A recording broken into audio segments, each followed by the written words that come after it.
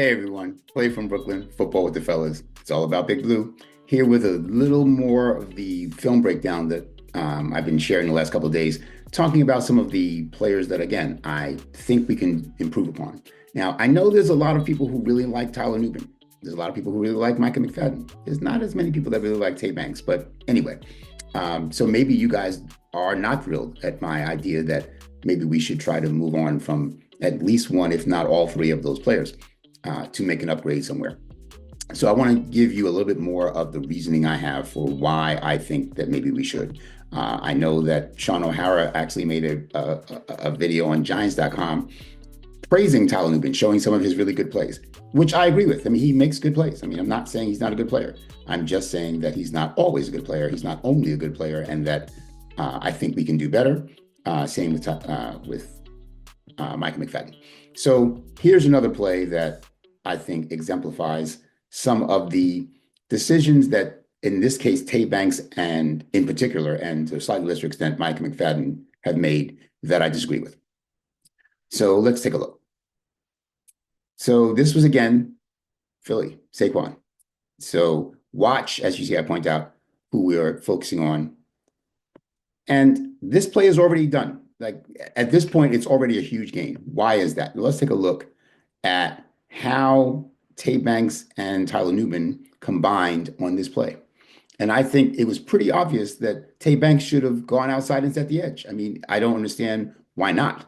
So we see, yes, there's a receiver in Tay Banks' way, but that's not a particularly good block by the receiver who actually dropped off of Tay Banks and went inside to get Tyler Nubin.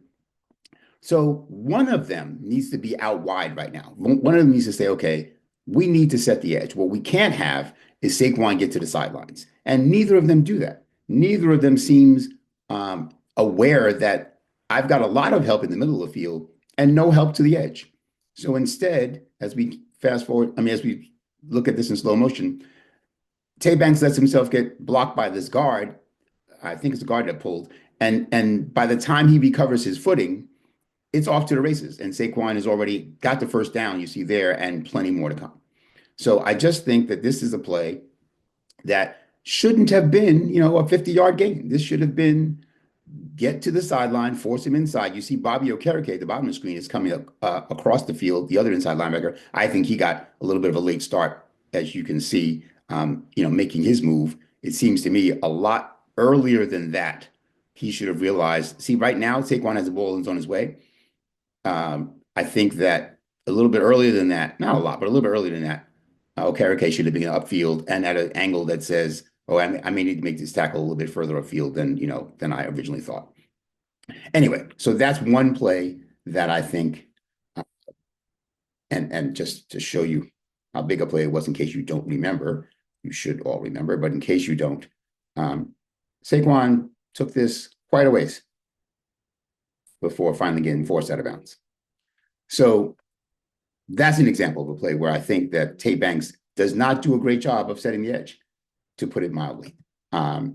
He seems, again, to not like contact. He seems to not really want to be the guy that can come up and make a play when we need it.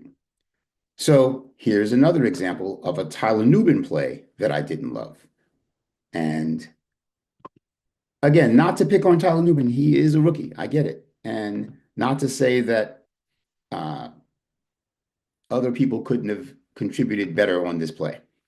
But let's watch this play. This is against Cincinnati. This is the Joe Burrow 47-yard touchdown run, which, what is that? Joe Burrow 47-yard touchdown run? Now watch Tyler Nubin. Tyler Nubin right here, I don't know what he's doing. He's not really covering anybody. I don't know what read he was making that brought him where he is. But look where the ball is. Look where the ball carrier is. Joe Burrow is, let's look at that again. Joe Burrow is scampering out the back door, so to speak. And Tyler Nubin, I don't know what he's doing. And I don't know what Jason Pinnock is doing. Jason Pinnock seems to have no eyes in the backfield at all because, yes, he's the deep single high safety. I get that. and needs to be aware of where the receivers are. But come on, bro. At this point right now, Joe Burrow has already taken off. Right now, theoretically, he can still throw the ball. He's behind the line of scrimmage. But if you're that single high safety, what is more dangerous right now? These receivers who are fairly well covered, right? There's man coverage on all three of those receivers that are deep, fairly deep downfield on the left, or the quarterback who's running to a part of the field where there's literally no blue jerseys at all. Right now, he's at midfield, but apparently Pinnock doesn't see that because even though now Burrow is 7 yards past the line of scrimmage, he's at the 40 already, right? This play started at the 47, right? It's 47-yard touchdown run. Pinnock still hasn't noticed that, oh, there's a quarterback running where there's nothing but green grass. Maybe I should be over there. He's still covering receivers. Now, finally, at around the 30, Burrow getting to the 30, he starts to realize, oh, he's about to score a touchdown. And that's exactly what he did. So I don't get it. I don't get what Pinnock was doing. I certainly don't get what Nubin was doing, like crashing down and not covering anybody or doing anything to stop this play at all. It just, again, seems to me that we need more. We need more and better play out of those positions. So that's what I'm saying. These players aren't bad players. I'm not saying that we can't win with Nubin at safety, that he won't get any better at safety. That's not what I'm saying. I'm saying, is he there yet? No, he's not. He's not the guy yet. Let me give you one more example of, again, just awareness, just on-field awareness, like what's going on in the game. I know he's not sitting at home looking at the film like I am, right? It's obviously in real time a lot harder to see these things. And I give them all the credit in the world for, hustle most of the time, not Tay Banks, but everyone else for hustle most of the time. But awareness, you have to have some awareness. So I'm looking in slow motion at this, another long run by Saquon. There's Micah McFadden, who I think makes the wrong decision, right? Saquon has the ball, but he is, and perhaps this is his assignment, right? There's an offensive lineman leading Jalen Hurts out wide. So if Jalen Hurts did still have the ball, then yes, it would be good that Micah McFadden was out there because no one else was. But he doesn't. He's already given the ball to Saquon. And in my opinion, Saquon is the more dangerous player. So if you're not sure whether to tackle Saquon or Jalen Hurts, tackle Saquon, right? So again, let's look at this. What Micah is seeing is, all right, maybe Jalen still has the ball. He doesn't. So I guess I'll forgive him for doing what probably was his job and containing Jalen Hurts if Jalen Hurts still had the ball, but he didn't. Now, I'm looking at the defensive back. Saquon is well past the line of scrimmage. This is obviously a passing play. And our defensive backs have their back to the play. The receivers have come to a stop. They are standing still. Is that not an indication? Is that not a hint that maybe this isn't a passing play? Maybe I should look back and find the ball and the ball carrier. Saquon is well past the line of scrimmage, and neither of these two defensive backs has started to pursue him yet. Once again, Jason Pinnock takes a terrible angle, misses the tackle. And now finally, we see the rest of the defensive backfield. There's Trey Hawkins, number 37, finally coming over and making the tackle. But again, what's Tay Banks do? Did Tay Banks participate in this play at all? Did he even try to come in and help out with the tackle? Not really. So let's look at it one more time. Now we're looking at all of defensive backs, not just Micah McFadden, who made the wrong guess as to who had the ball, right? There's that. Look where Trey Hawkins is. Look where he had to come from to make this tackle, right? That's hustle.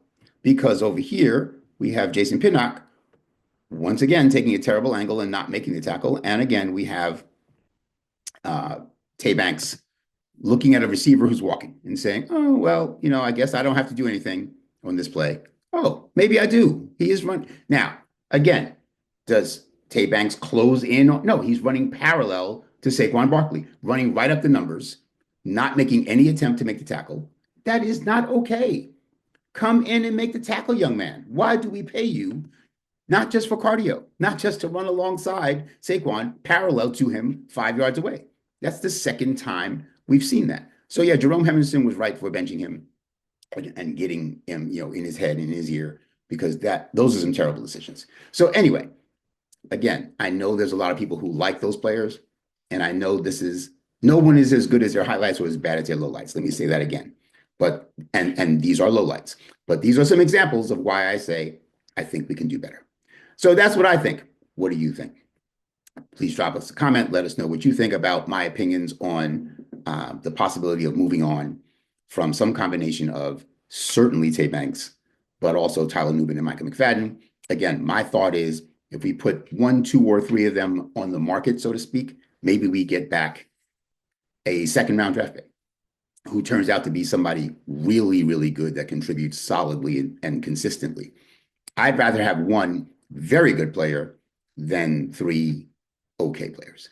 But there's teams who will take the 3 okay players because their players are not even okay, right? So that's the point. The point is I'm not trying to just assume everybody wants our, garbage.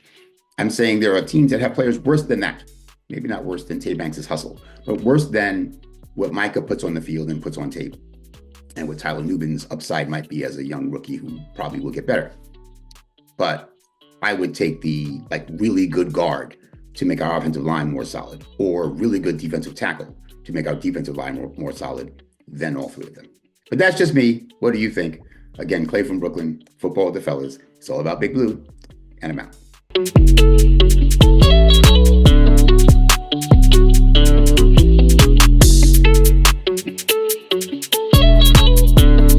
Big shout out to El Marquis Productions, the talent behind the music and production here at Football with the Fellas. It's all about Big Blue. Their beats bring energy and excitement to every episode. El Marquis' skills in mixing, mastering, and creating top quality sound make the podcast come alive each week. For your own projects, check out elmarquisproductions.com and take your sound to the next level.